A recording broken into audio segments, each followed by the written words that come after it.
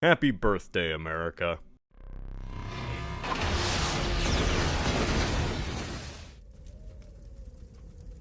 It's just the neighbors setting off fireworks.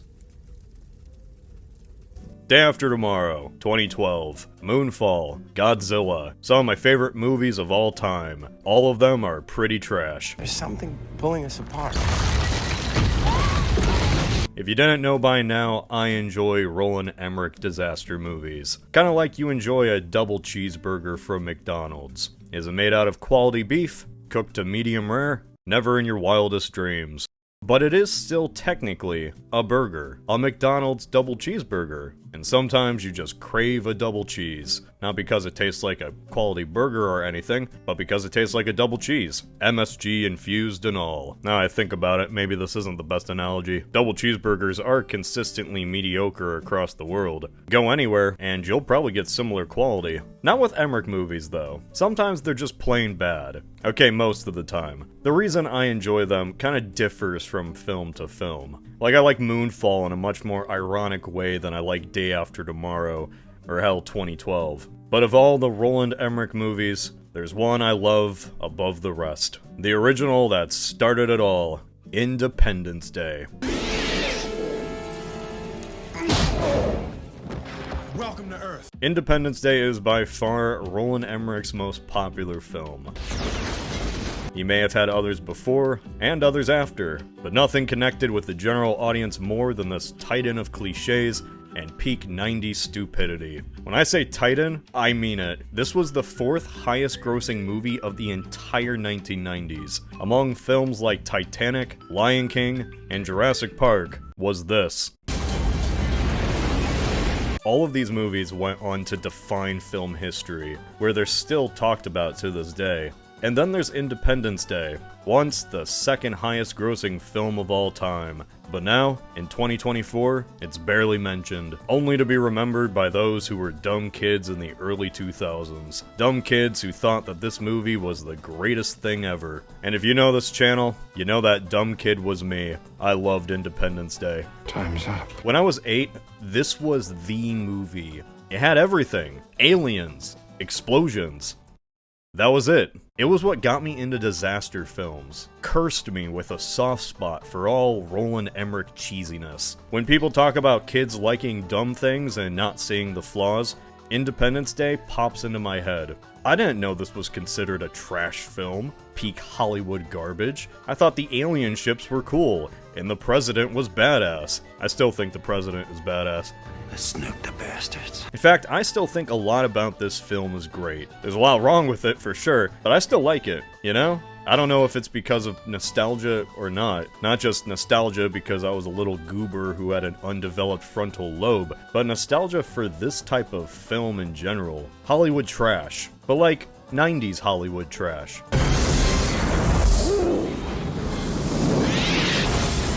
Because you know what's worse than 90s Hollywood trash? 2010's Hollywood trash. What if we weren't alone in the universe, but we sure wished we were? That's the premise of Independence Day. Aliens exist, and they sure do suck. Right before the 4th of July, an alien mothership arrives outside Earth and sends city-sized ships down to hover over every important landmark you can think of. As flawed as Independence Day is, I would say it has a certain cheesy Hollywood magic. I have got to get me one of these! And it's a magic that Roland has tried to recapture with every disaster flick since. Or maybe he just likes recycling ideas. Either one. Large cast of various characters from different locations. Large-scale destruction that obliterates cities. The mandatory my god moment. My God. It's kind of funny because these aren't even signature Emmerich tropes. They're just Hollywood cliches. He didn't even invent them, but he is certainly one of the last still using them. There used to be a time where I'd watch this movie every 4th of July, up until I was like 16 or something. After that I would watch it from time to time, but then I just kinda stopped. It's probably been like 6 years since I last saw it. So how is Independence Day after all these years? Oh, it's garbage, but I love it. Things can be enjoyable whether I like them ironically or unironically, but in between these two zones, there's another place. The zone of, it sucks, but I like it anyway. That's where Independence Day is. Independence Day has flaws, but those flaws are also its strengths. It would not be what it was without them. And I think first and foremost, it's thanks to the overall vibe.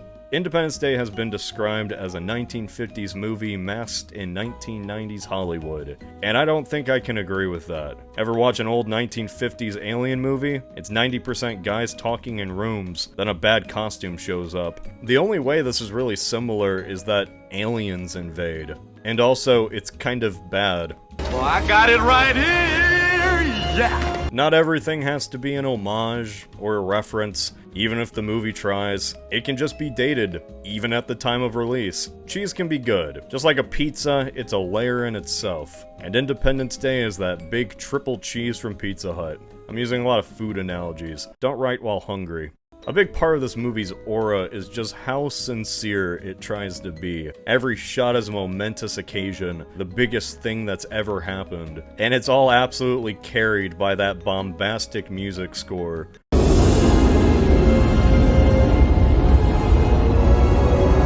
This movie's soundtrack is full of the most swelling, inspirational music I've ever heard, and that helps cement this movie in the nostalgia of whatever dumb kids were watching it. If Independence Day is anything, it is absolutely peak 90s Americana. Not the 1990s as they were, or even the 90s in pop culture, but the 1990s as we, today, kind of perceive them to be. This movie kind of absorbed itself into our idea of a simpler time. A time after the Persian Gulf War and fall of the Soviets, but before, well, everything else. And that post-Persian Gulf energy is soaked into this movie. Like, the president himself was a fighter pilot in the Gulf War. But that peak America energy isn't what makes the film. No, it's the corniness.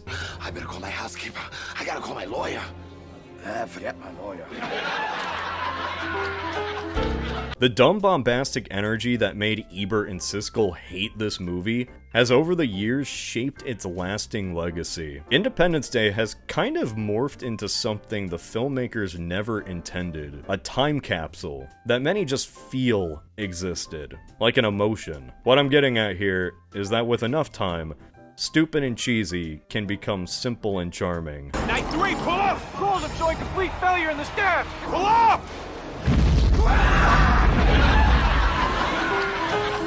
This should be a lot darker of a situation than it really is. Hold me.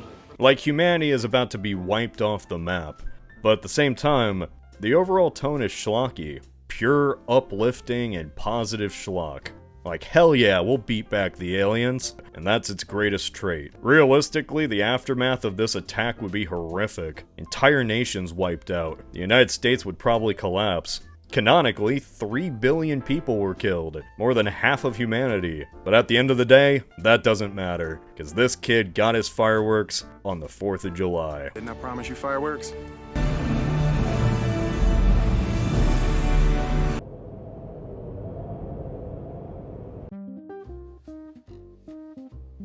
Okay, let's talk about the aliens. In a world with so many unique alien designs, I appreciate the classic design of a big-headed, bug-eyed little guy. A gray. Gray aliens make me laugh. And I'll admit, these aliens make me laugh too. It's just something about their face, man, it's hilarious. Look at him go. It's strange that there were complaints about how generic the alien designs were, because wasn't that the point? Like, these are the Area 51 aliens. The ones people think look like this. If anything, these designs are kind of clever. Like, you can't just have silly little aliens as your bad guys. That would look pretty stupid. But at the same time, you also want them to be faithful. So you compromise. These aliens have two forms. They first arrive in a biomechanical suit. It's almost like a fleshy power armor. Gives them a permanent scowl. And then, on the inside, is a little gray alien. Look at that little guy. What's kind of neat is it's like they sit inside the armor's head, like a pilot. Wait, are these mechs?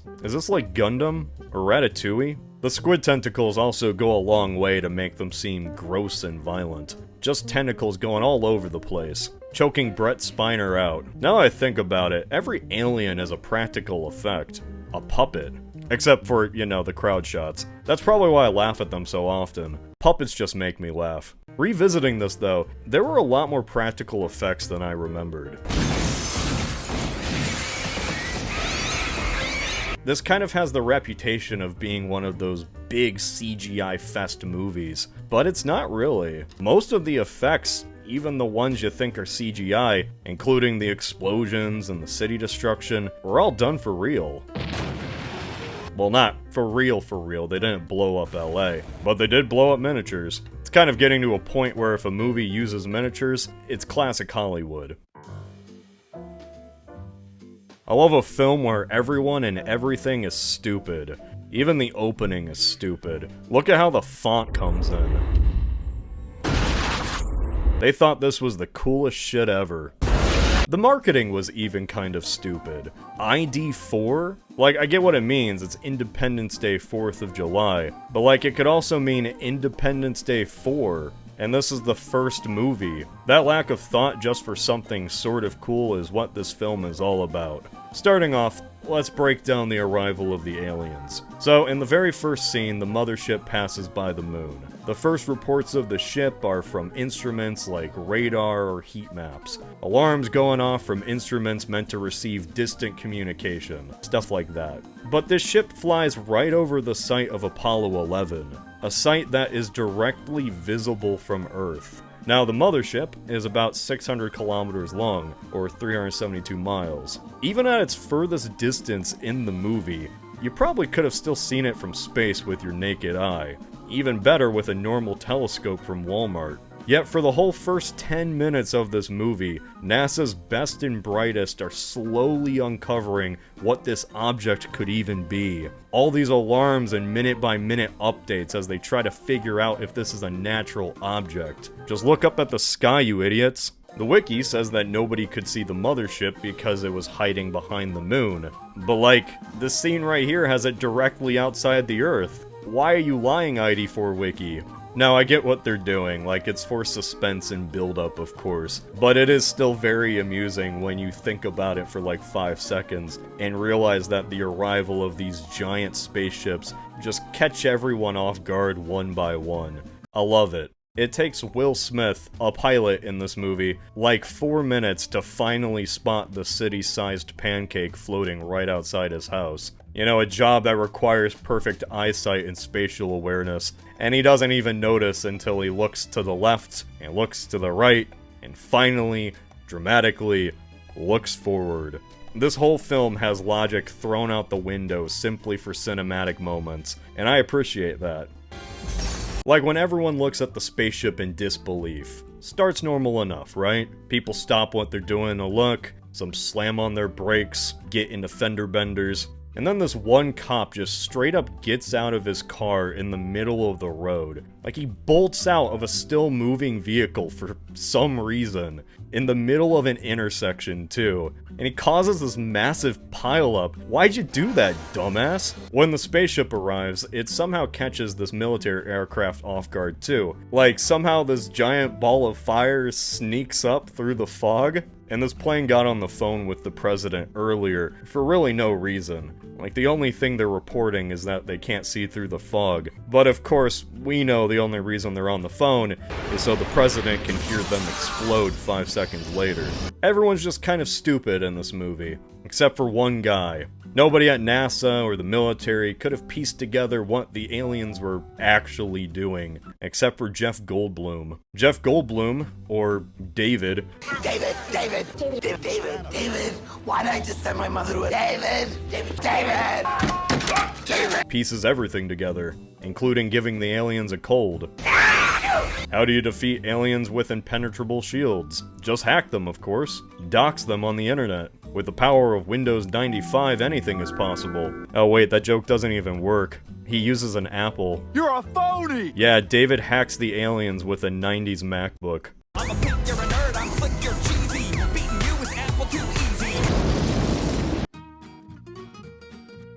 I wouldn't call this cast star-studded.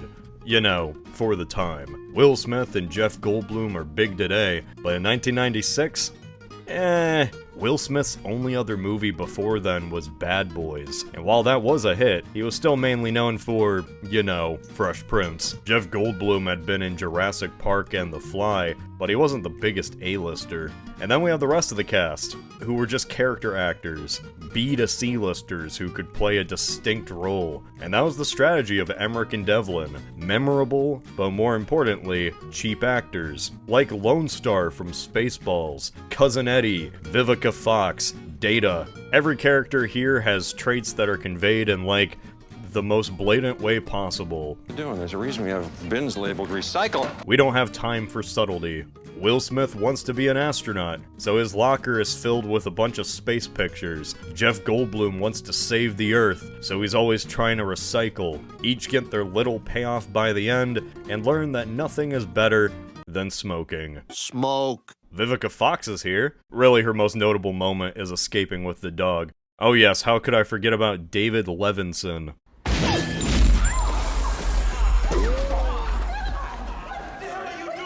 My fault. David carries the weight of the entire world on his shoulders, because nobody else figures anything out. He's the only one that knows the satellites are carrying a signal, he knows the signal is a countdown clock, and he knows how to give the aliens a virus. Nobody else at NASA or the military figured this out. Where is our defense budget going? You don't actually think they spent $20,000 on a hammer, $30,000 on a toilet seat, do you? Maybe they're just there for moral support. Like President Whitmore. I love President Whitmore. He's one of my favorite fictional presidents. But upon rewatch, he really doesn't do anything. For most of the movie, he's just responding to the situation like any normal president would. Calm people down on TV, evacuate the cities, nuke the bastards. We all know his moment to shine. It's that speech. That damn speech. We're going to live on. We're going to survive.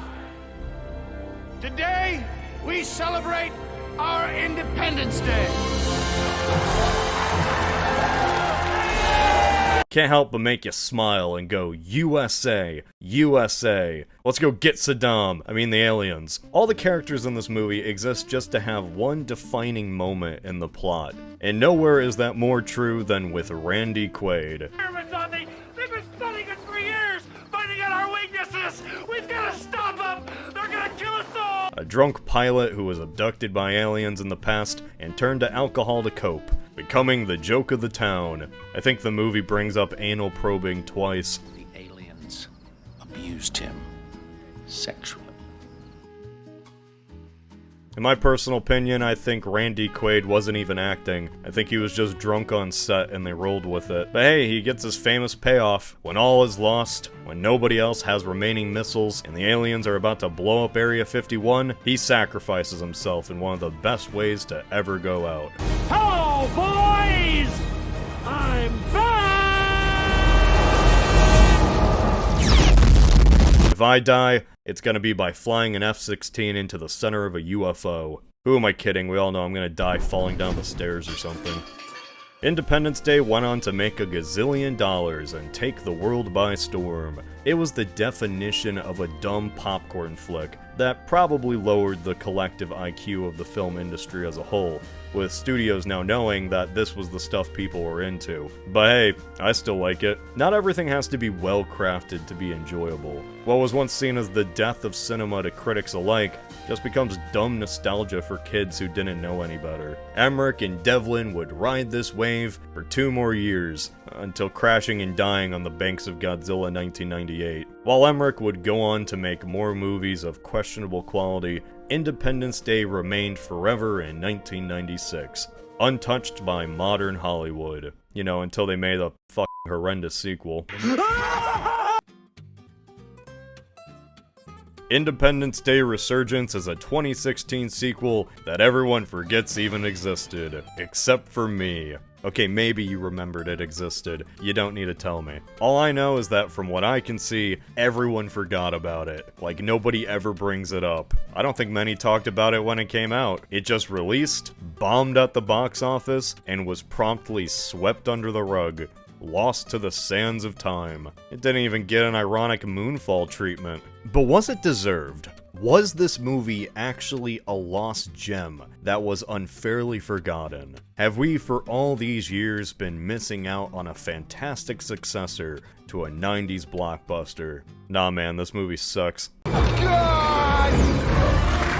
If the original was everything wrong with 90s Hollywood, then the sequel was everything wrong with the 2010s. Instead of big, bright, and dumb, we now got dull, gray, and boring. Yippee. Independence Day 2 was such an obvious attempt at turning the original into a giant franchise. Ironically, it didn't resurrect anything. On its opening weekend, it lost to Finding Dory, which was on its second week.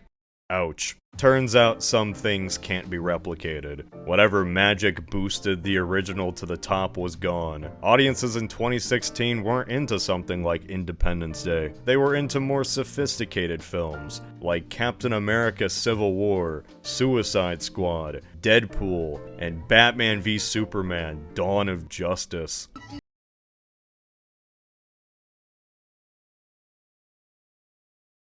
Oh my god. Who knows, it was released during the summer. Maybe everyone was outside playing Pokemon Go. So what did audiences back then miss out on? Not much, to be honest. I talk about a lot of dumb movies on this channel. You know, stuff like Transformers and Dr. Giggles. And this is like below all of those. So he's shaking hands with the president and I'm stuck on the moon. That must be nice. It's such a nothing movie. It throws away everything that made the original even ironically entertaining and replaced it with mush. Okay, you get the point. It's been 20 years since the War of 1996. Not the most creative name for an alien civilization blowing up half the world, but okay. It's like if the Spanish-American War resulted in Florida sinking beneath the sea.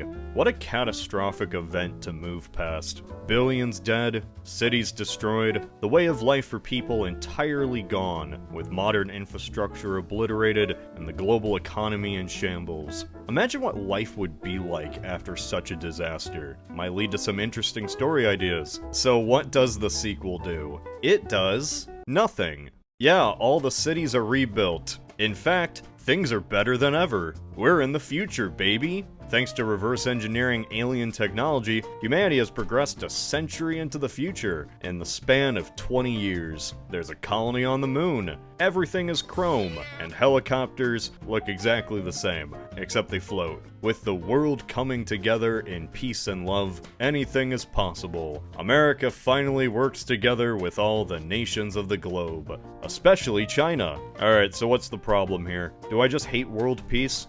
Yes, but that's unrelated. Buy Raytheon stock. When you think about it, it's not a shock that they went with the optimistic route. Plus, the realistic path doesn't really give you much to work with. It'd just be another post-apocalyptic setting. Mad Max, but with these guys. Humans can't really fight back then. Hey, who knows? With futuristic tech, a united Earth, maybe the playing field would be balanced enough for the next time the aliens arrive. Give humanity a fighting chance. Humanity having a fighting chance is a neat idea, you know? There are a lot of paths you could take that concept, and the movie does none of them. It's such wasted potential. The leap in technology just creates a generic futuristic setting. Tall buildings here, a moon base here. Every indoor environment is a dark steel room with blue computer lights. The movie's technology is in that boring middle ground, where the tech changes literally everything about the series, but also it doesn't change it in an interesting enough way, at least in a way to justify the change.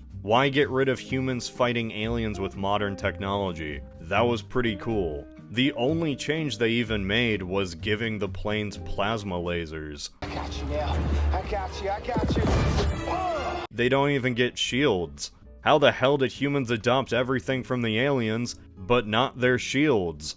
This futuristic upgrade would be kind of cool if you leveled the playing field, but they didn't even do that. The aliens just steamroll past this fancy orbital defense system in a few seconds. They take out all the satellites. Humanity is just back to square one. Either push the idea farther or don't have it at all. If you want future tech, just go nuts with it. Make it a challenge next time for the aliens. Instead, we just get the original movie with Star Wars lasers.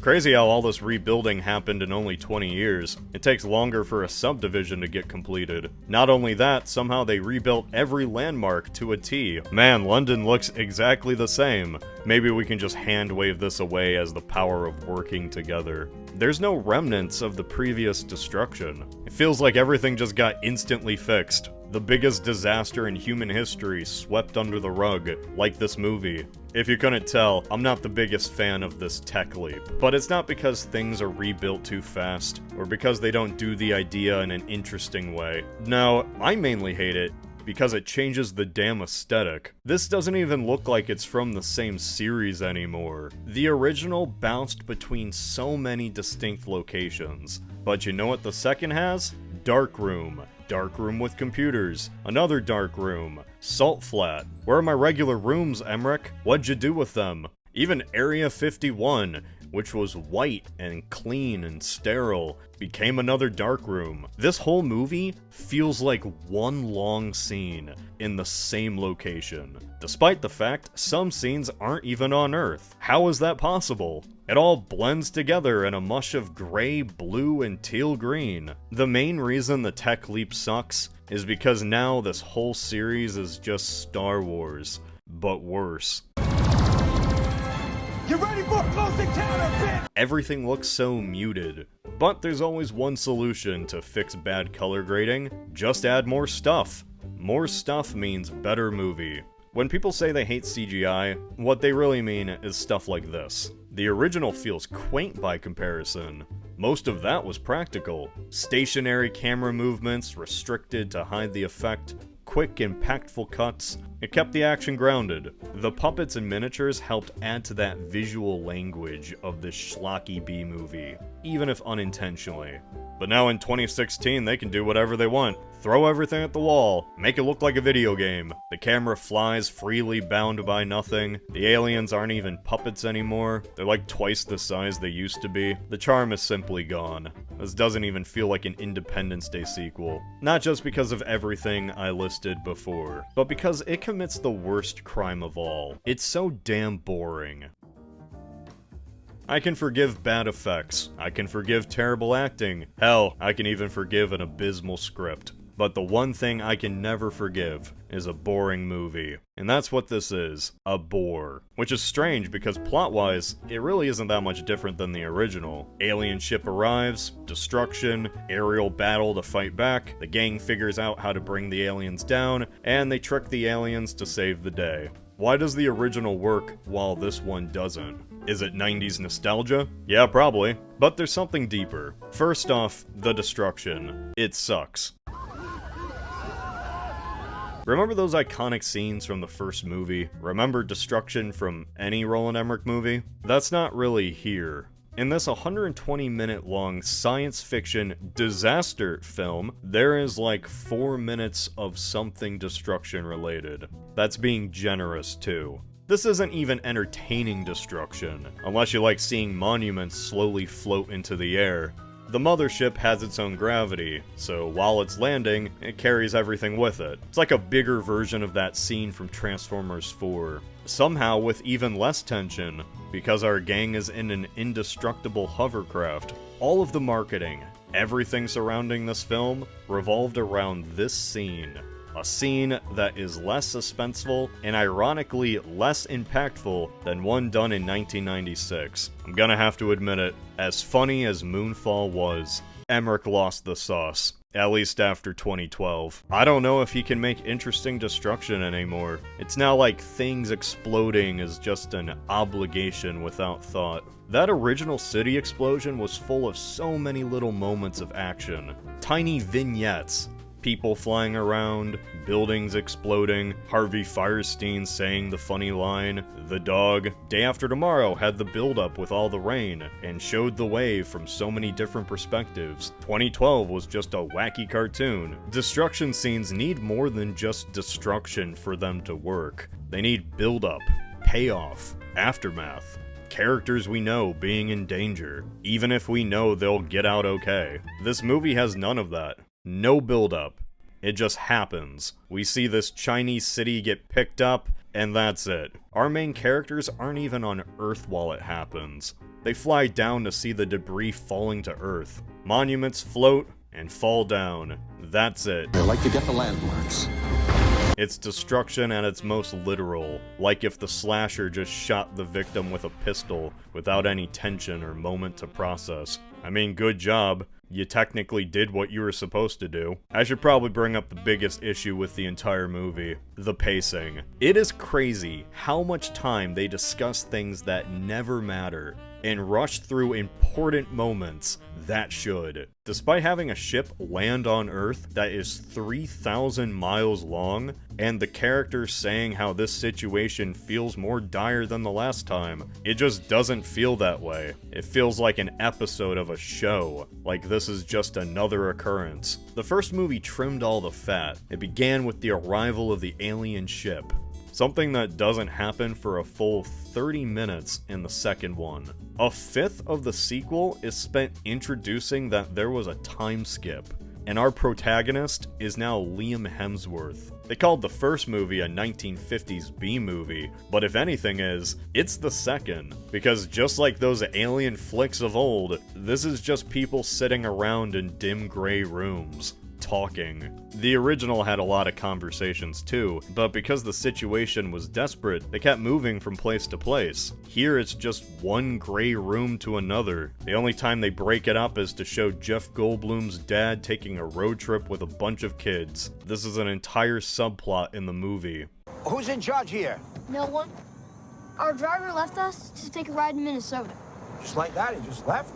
He went to go have sex with his girlfriend. To show how bad this movie's pacing is, I have to dissect a certain moment. So, the aliens are controlled by an alien queen, you know, like a bug. Kill the queen, you stop the invasion. So the whole movie is building up to tricking this queen into getting out of her ship and blowing her up with a bomb. It's a suicide mission. What, we some kinda... A suicide mission that ex-President Whitmore willingly does to get back at the aliens. Make the voices go away. Yeah, 5G destroyed his mind. In the climax of the film, they lure the queen out. She's exposed. Whitmore, in one heroic last act, pilots an aircraft one more time, flying right into the queen and detonating the bomb.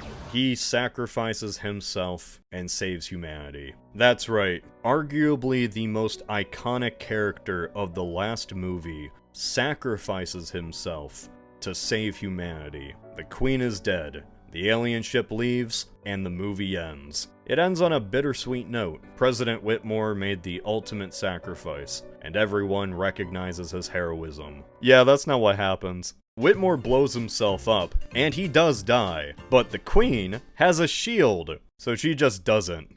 God, she has her own shield. His death is actually just whiffed away as an oopsie. It kinda comes and goes in 30 seconds flat. A real blink and you miss it moment. He blows up the ship, sure. The queen just shakes it off and chases Jeff Goldblum in a school bus full of children for like 10 more minutes before Star Wars stuff kills her. Imagine if at the end of Halo Reach, Carter just missed the Scarab and crashed into the mountain. His death contributed nothing. And then the Scarab chased Noble 6 while he drove a school bus. Every moment that should be a big deal is kind of just hurried along. I don't know, maybe they needed more scenes of not John Oliver and this African warlord. I sure do love not John Oliver. While the movie just sidesteps the president's death, it will not shut up about the speech he made at the end of the original. This movie opens on that speech. They even try like 3 times to replicate it, each falling flat every time. Charisma is not something this film has. I don't care for Liam Hemsworth. Nothing against the guy. He's just there. Even in other films, he's always just there. He kind of fits this film perfectly then, because they're both boring. They spend so much time introducing his character. And what do we learn by the end? He's a brave pilot. He works on the moon. I'm stuck on the moon. He's getting married to the president's daughter. He really doesn't have a goal or motivation outside of being a human who wants to save the Earth. The original at least had characters who had individual goals in some sort. What motivation does Liam Hemsworth have? Make up for almost killing Will Smith's son? You know, the character's son, not Jaden Smith. Though that would be funny if that was his motivation. Since it's been 20 years, that fireworks kid from earlier grew up. I wonder how he turned out. It's great to be back. Wait a second. He looks familiar. Oh my god, is that... Talk about a movie changing in retrospect. I know an actor isn't a single role and getting typecast sucks, but like, I simply can't unsee it. How's it looking up there, Captain Hillard? It's just really humbling to see how beautiful Earth is from here, Madam President. His character really does nothing special. Like, you would think because he's Captain Hillard's son, the plot would include him more. Like, almost as much as it included Will Smith. But nah. He's given equal screen time to such fascinating characters like Comic Relief Guy. Did you miss me?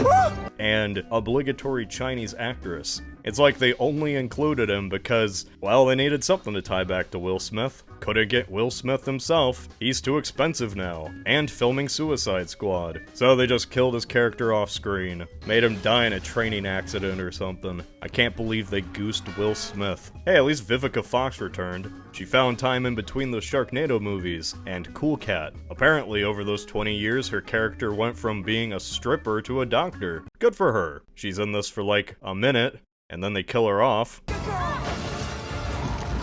I think her Cool Cat cameo was longer.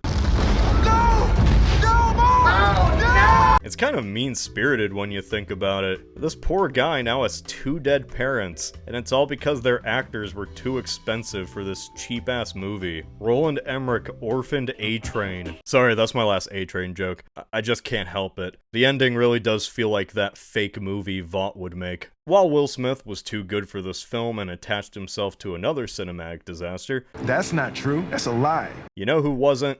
Jeff Goldblum. It's a very constructive experience. It's Floyd. We have to meet a friend right now. Great guy. Come say hi. Jeff Goldblum is fascinating in this, because I have never seen a sequel just forget what a character acted like. We can bait her like she baited us. I don't think anybody, Goldblum or Emmerich, cared enough to go back and watch the original movie again. Because David Levinson, between these two films, is just an entirely different character.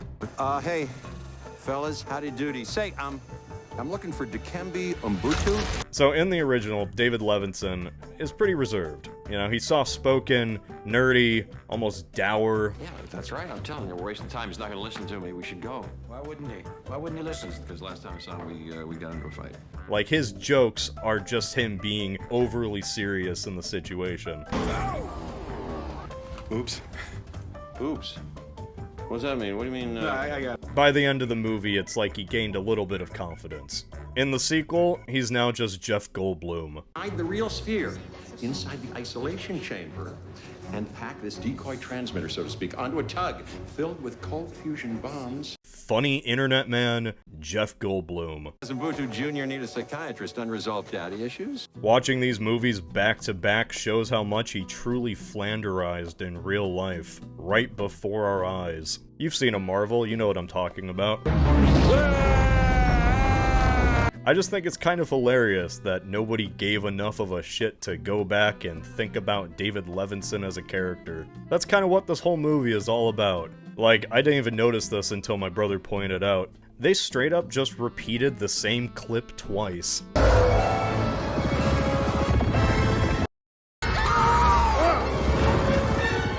These are the same planes, they just mirrored the shot. You can tell because the letters are backwards. Wow. One thing they did seem to really care about, though, was President Whitmore. Yeah, I guess I should probably end this on a high note. I gotta say, I like President Whitmore in this movie. 20 years have certainly not been kind to him. His brief experience with that mind zap kinda ruined his sanity.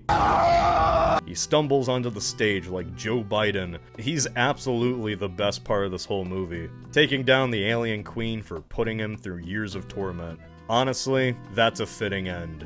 But then they just had to have their stupid bus chase.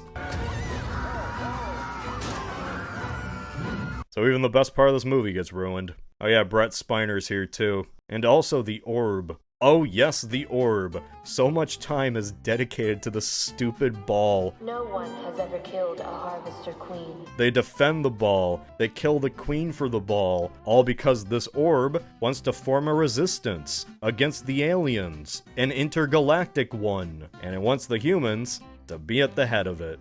So, Independence Day regurgitation ends with the most 2010s thing possible. Sequel bait. When do we leave? We are gonna kick some serious alien ass. Yeah, they didn't get that sequel. When planning the sequel, Emmerich and Devlin wanted to make it a trilogy, with 2 and 3 filmed back to back. Pirate style, baby. But unlike Pirates 2 and 3, this movie was horrendous, and not good, and bombed at the box office, so that third movie never happened. Imagine if Dead Man's Chest was the last pirate movie. None of that shit would make any sense. It'd have no payoff. And that's the biggest issue with Independence Day 2. Most of its runtime is setting up for the grand finale that never existed. This is very much a middle chapter in a book that has no finale. Turns out there are a lot of alien queens, and the only way to truly defeat them is to, you get it. I'm both intrigued and terrified by what this third movie would have been. Emmerich was gonna take this series to another planet. Literally. This was going to become Emmerich's Star Wars. Imagine how terrible that would have been. It's so tragic we never got it. We almost had an utter abomination that would have rivaled Moonfall. A laughingstock that could have been clowned on by the entire internet. What could have been. Sadly, this was the end of the road. The Independence Day franchise, series, duology, whatever you call it, is two sides of a very stupid coin, from two very different eras. The first was peak schlock, full of explosions and brain-dead cheese, corny sentimental moments and one-liners abound. Audiences in the 90s just ate that up, and I still do to this day. The second was a dull, miserable CGI mess that failed to reboot a series. Oh, and it tried so hard to appeal to China.